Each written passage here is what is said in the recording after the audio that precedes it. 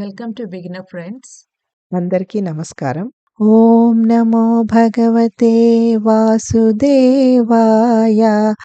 ఓం నమో భగవతే వాసుదేవాయ. భగవద్గీత పారాయణలో ఈరోజు 4వ అధ్యాయము జ్ఞానయోగము. 2వ శ్లోకం.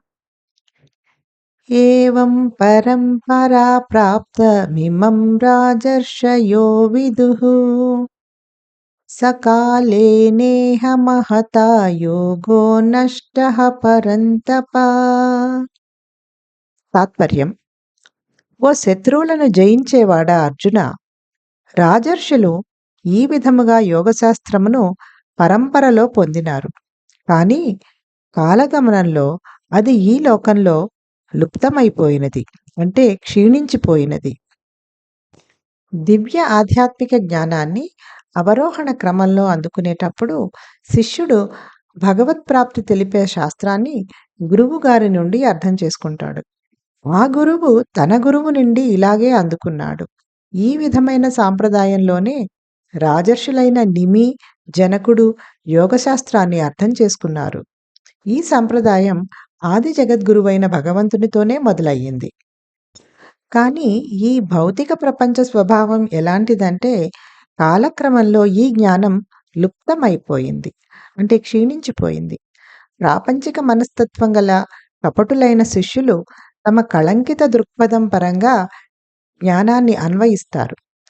కొలది తరాల్లోనే ఆ జ్ఞానం యొక్క ప్రాచీన స్వచ్ఛత మలినమైపోతుంది.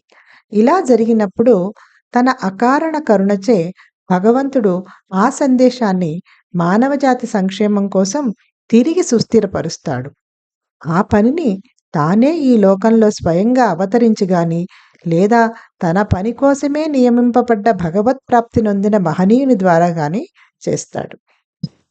Meaning of the shloka is: O subduer of enemies Arjuna, the saintly kings thus received this science of yoga in a continuous tradition, but with the long passage of time, it was lost to the world. In the descending process of receiving divine knowledge, the disciple understands the science of God realization from the Guru, who in turn received it from his Guru. It was in such a tradition that saintly kings like Nimi and Janaka understood the science of yoga.